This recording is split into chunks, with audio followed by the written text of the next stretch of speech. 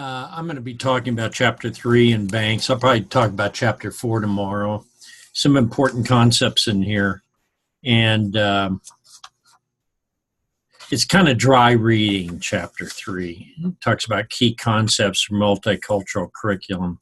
So I'm going to give my own take on some of these. And, in a class like this, we're not taking an exam, so you don't read this for the purpose of being ready for a multiple choice test. And multiple choice tests, you forget about whatever you learned fairly quickly. So I have some ideas that struck me as I reread part of this.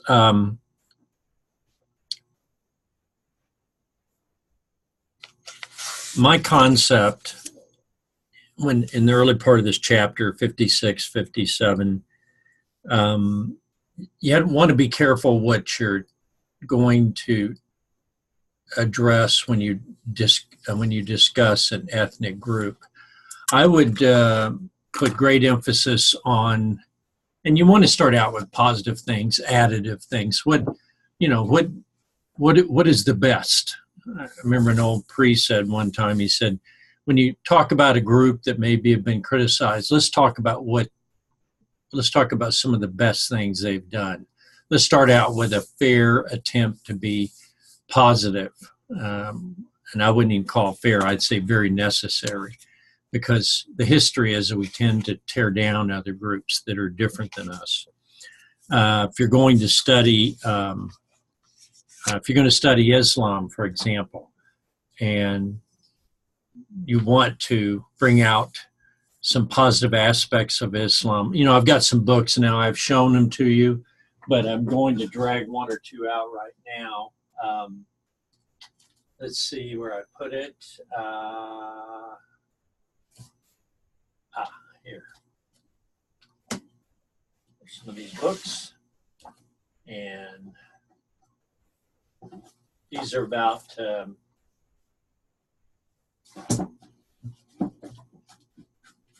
right. I don't take that one book. It doesn't want to come. Okay. Let's say we want to talk about Middle East and Islam. We want to be specific, that group. And I have several books here that are about, these are my three favorite ones. And I think I show them on the video.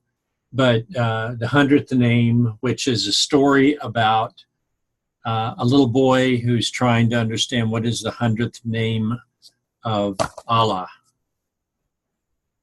And they're teaching about a name for God, for Allah. And he's trying to understand what that could be. It's almost like a spiritual, what is the 100th name of God? And as you read through it, it's about North African, so it's not really Middle Eastern. But you see the desert figuring prominently in this, in relationship with the mother and the father, and sitting around listening to stories and drinking coffee. And I like this approach.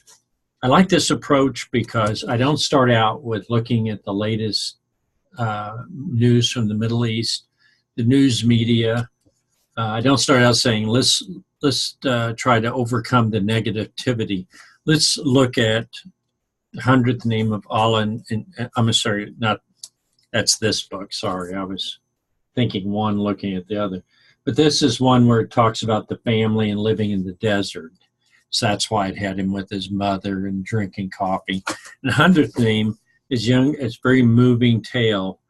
And I'll read just a little brief part.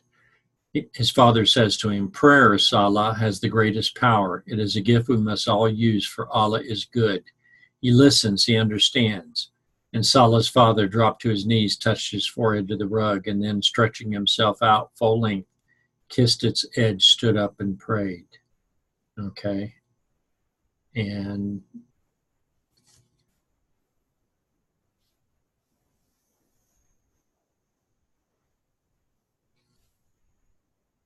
and it has beautiful illustrations, kind of moonlit night, and daytime it's bright. But he's praying, and you know, when you hear the word Allah, you know what that is. It's the 100th name of Allah, and it has this beautiful, and it's actually very accurate in terms of multicultural literature. I know I'm chapter 3 I'm talking about, but the way you present things is how people see beauty. And one of the great things in beauty, and you see it in the back, is geometric forms, because in Islam there's a prohibition on human statues and human pictures representing God, or, you know, if you know about something about the past of Islam, people were getting away from praying to idols or praying to animists and people like that believed that spirits lived in rocks or lived in the desert itself. And there's an emphasis on geometric forms, but avoiding praying to some kind of an idol or some kind of an object, personalizing it in that way. So, and then another one I have talks about Ramadan, and it says Majid fasts for Ramadan. What is Ramadan? I'm not going to sit here and try to give you a lecture on Islam, but these books create a very positive, family-oriented, and yet rather exotic and beautiful pictures. And the key is you have to see what is beautiful in a culture before you can admire it. That's my quote. I said it, you know. I actually said it some time ago, and I keep saying it because I think it matters. If you don't see beauty in a culture and some things in the culture, then you're never going to really appreciate it. I like to study French because I like the way French sounds. You know, it sounds silly, I know. Je voudrais parler avec toi en français. Merci beaucoup. I mean, it sounds like I'm probably not very good in French. I studied it some, but I just love the sound of it. I love listening to it. So I really admire the French language. So in this chapter, when it talks about key concepts in a multicultural curriculum, it gets really, you know, it has a lot of diagrams here. And it talks about children's books, which is what I'm showing you right now. And it talks about concepts. And a little bit I'm moving away from that because Banks is saying, you know, he's looking at it from the analytical style. You know, as an analytical style, I can look at a chart like this on page 59 and say, what ethnic cultural elements are present in the group's culture? How is the group's culture reflected in its music, literature, and art? It's requiring a lot of conclusions there. I like literally, we could do an analysis of food or we could taste it. And I say you expose people to the visual, to the food, to the dance, to the music, to the artifacts, and also to concepts. But, you know, don't start out preaching or talking about a religion analytically. People kids especially just shut down. They don't know what that is. The concepts are difficult. Adults and older adolescents may enjoy that, the theoretical. But when they talk in here about issues of page 61, ethnic identity and peoplehood and world perspectives and self-determination, this is approaching it from a very analytical, and this isn't bad for you as a teacher to look it over, to kind of get a view of the whole group you're talking about. Let's say you're talking about the Pawnee and Native tribe in Nebraska, or if you're looking at an ancient tribe that we don't know much about, but they used to live in Florida, and they know very little about them, but they know some things about it.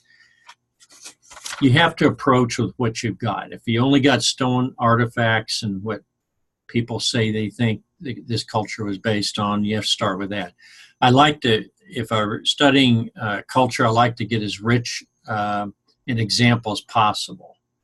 You know, I don't want to, I love Egyptology, not just because digging up mummies and, scary movies like that. Sorry, been trying to print some wedding pictures and it broke the old ink all over my finger. But you look at culture identity on here, and they have some terms on page 63: cultural psychological captivity and cultural encapsulation. That's even hard to say. Cultural identity clarification, biculturalism. This really is the same pattern you see in those sections I was talking about with the invisibility and denial of of differences, and then defense against differences, and then minimalization. This is a similar pattern here. It's a series of stages you might go through. Now, teaching the stages is not a very effective way. It's a great way to think about it, but you have to use specifics to teach about it. For instance, cultural encapsulation. It says here, many stage 2 individuals, such as Anglo-Saxon Protestants, have internalized the dominant societal myths about the superiority of their group and innate inferiority of other groups. Okay, I don't like that. Not because I disagree with it. It's describing the stage. Yeah, it's fine. You're encapsulated. You feel very forceful. You're in your group and you feel like I'm protected. It's like I'm a tank or something. But in fact, this has a couple of negative aspects. And when I talk about it, if you're a white individual, as I identify, and I read this, I think, oh, if I'm an Anglo-Saxon Protestant, they're implying I'm a racist here. Do I believe there is some element of racism and belief in white superiority? Absolutely, I do. But the problem is, and this is why multiculturalism and some of these approaches get in trouble, is they start out and you immediately turn off some people. That's why I like the details of the books and the culture and the music and the dance, and soften people up. Don't start out with an analysis and say, this group A over here has been treated and discriminated against by group B here. Because I can find that in any country, most any country, whether it's a religious group discriminating against a minority religious group, or if it's an ethnic tribe in a certain place in Africa, or a Native American tribe that used to treat another tribe or is treating another tribe as inferior. I can find that example. I could use the white, and I could use the treatment of Greeks in Italy by Italians in ancient times. A lot of people don't know that many Greek colonies continued to exist in Italy during the Roman Empire, and even till this day, there's a Greek element in Italy. People think, well, that would have been wiped out by the plague or by cultural assimilation, but it's not always true. So I can find a lot of examples with it. That's why when someone comes up and they say, we're going to talk about multiculturalism, and they say, now first we have to acknowledge the sins of the dominant group. And that could, wherever you are in whatever country, there will be probably a dominant group that did something. It may be by gender, it may be by social class and education, it may be by some kind of heritage, it could be by some identification of your belief about race. And they say in this chapter, race is the biggest lie of all, because genetically we are so close together, it's ridiculous. I think I already said that in one of my videos, but the fact is that I know that racism exists. That's why I was bringing up those stages. The second stage is defense against difference. You think they're all different from you. And what I'm trying to get at now with the cultural things and the books and videos and all this is that you have to, and this is a real important concept, it's in the chapter, I forget where it is, but you need to study the differences within the groups, not the differences between certain large segments. For instance, the statement that all of the blanks are alike is probably the worst stereotype you could come across. For instance, all Italians, all Turks, all educated women, all working class welders working in the oil field. These statements are so destructive. And even the implication, or people take offense very quickly. They kind of start listening and they think, oh, you're a Trump voter, then you are a blank, blank, blank. And I'm saying details, not bad words.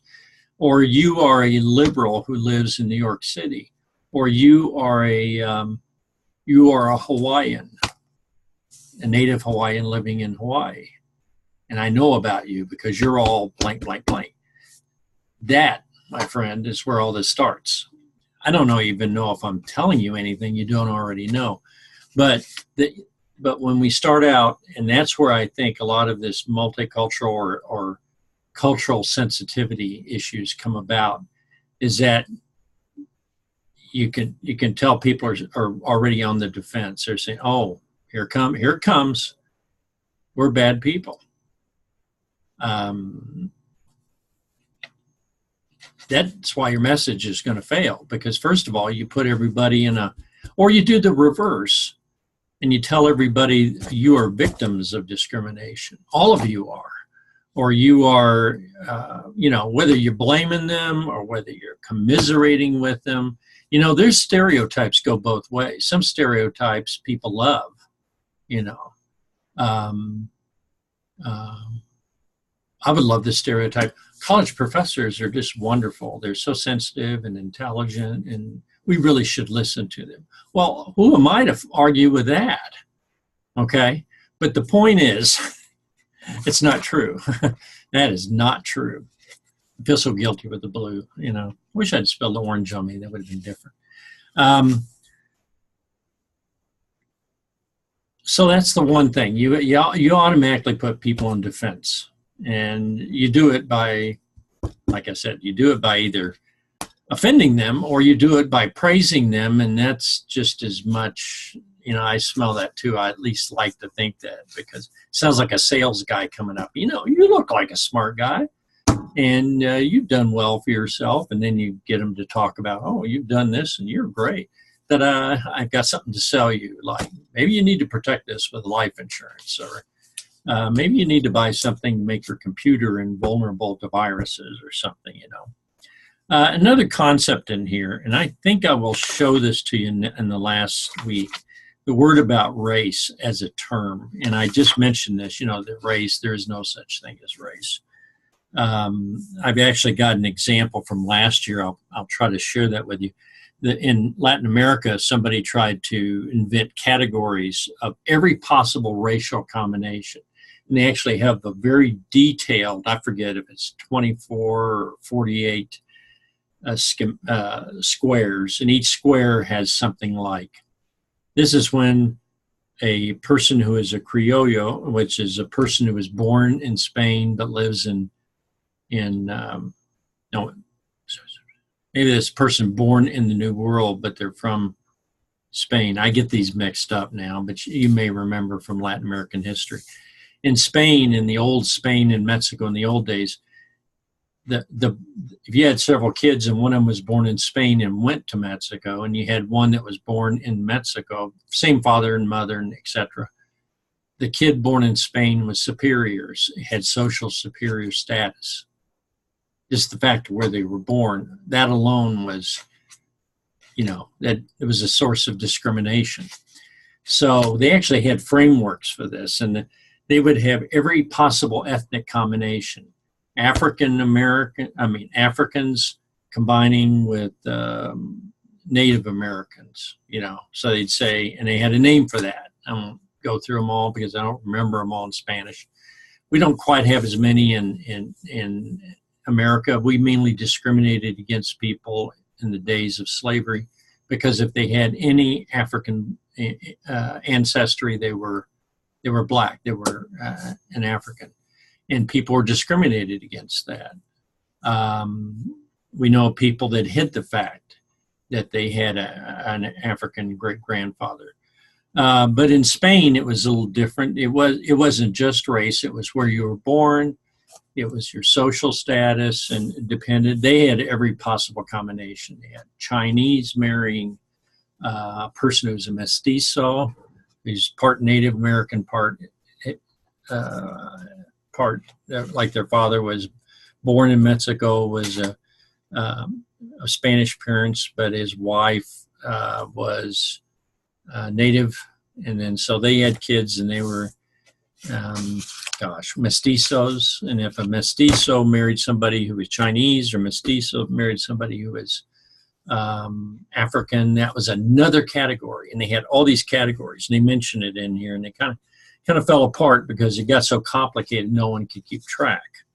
In the United States, it was historically United States, if you had any African, and I can't remember how many generations, but it was something like 4 generations back, you could be 1/8, 7/8 white and 1/8 African, and you were still considered African.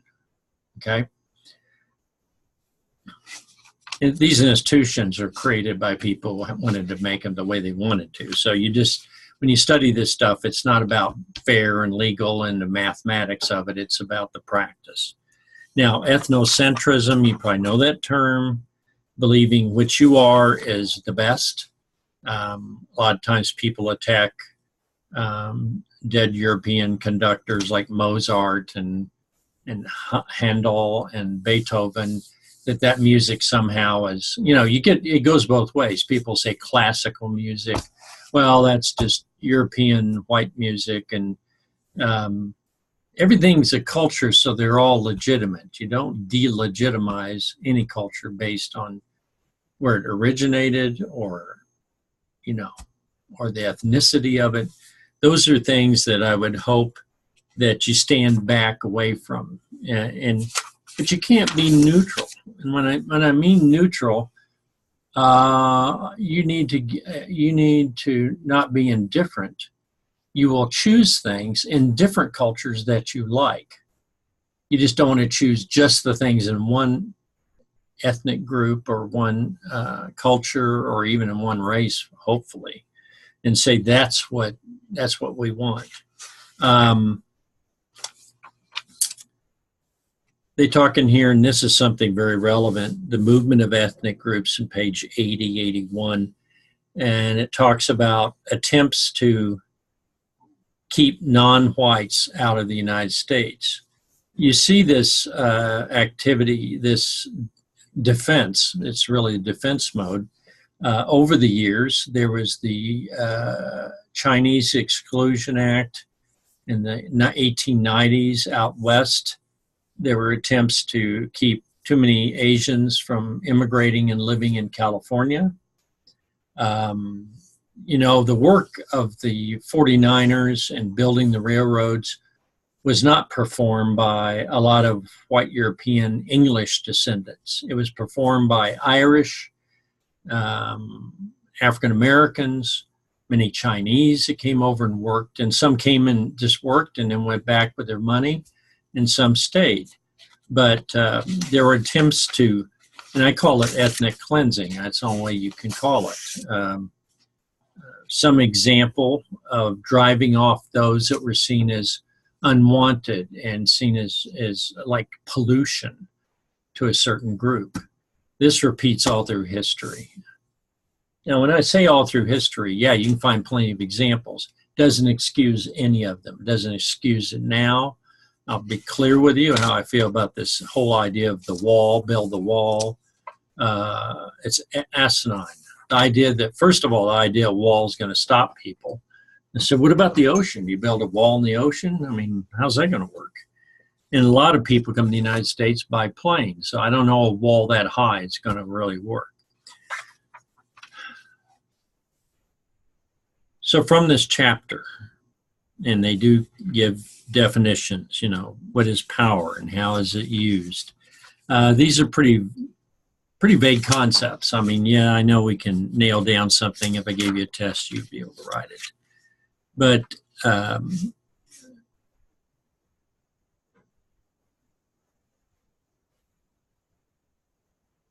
I think it's most important.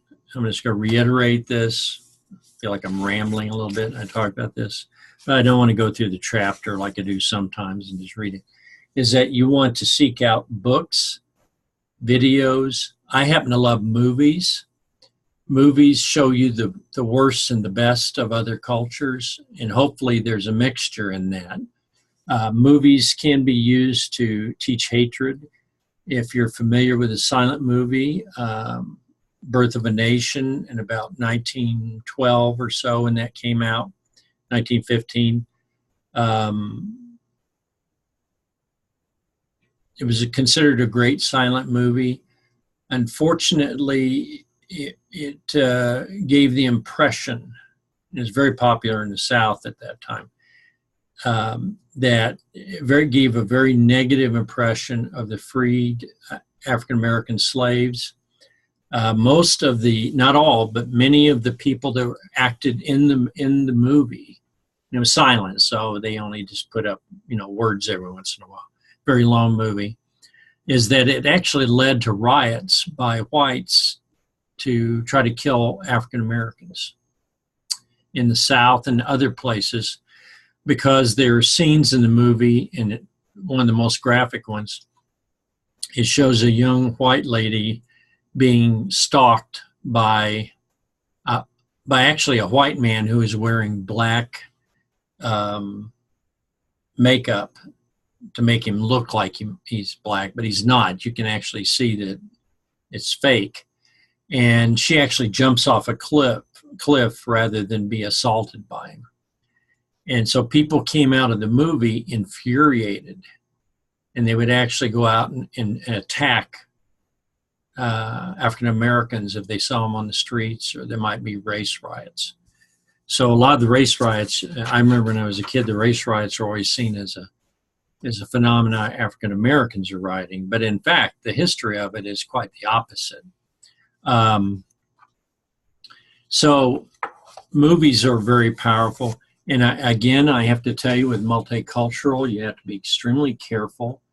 I like to be subtle about things. I don't like to go up and say, I'm the expert, I'm going to teach you about racism in the United States. Not that it can't be addressed and it isn't real, but is the purpose of teaching about multicultural, other cultures, is the purpose to somehow aggravate people and create divisions, or is it to create understanding? Lecturing to people is in this area is very risky.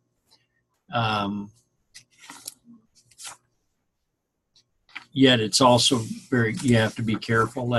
That's why I like seeding the ground with a lot of variety about different cultures. So, okay, well, I think I've talked too much, but I'm going to terminate this, and this is chapter 3.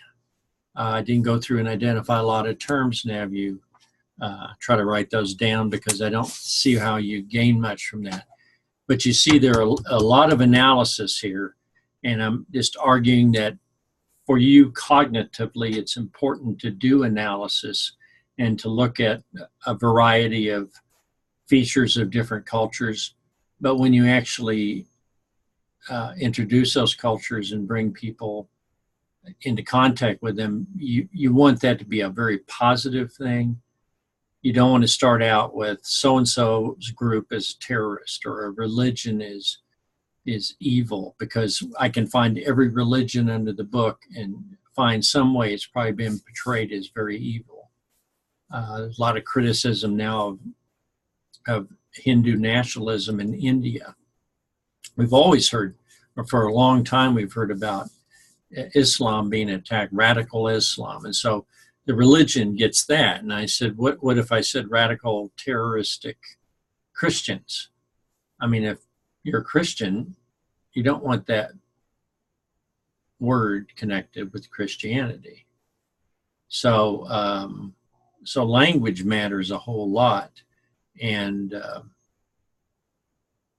that's why I like stories. I like stories, and I like subtle.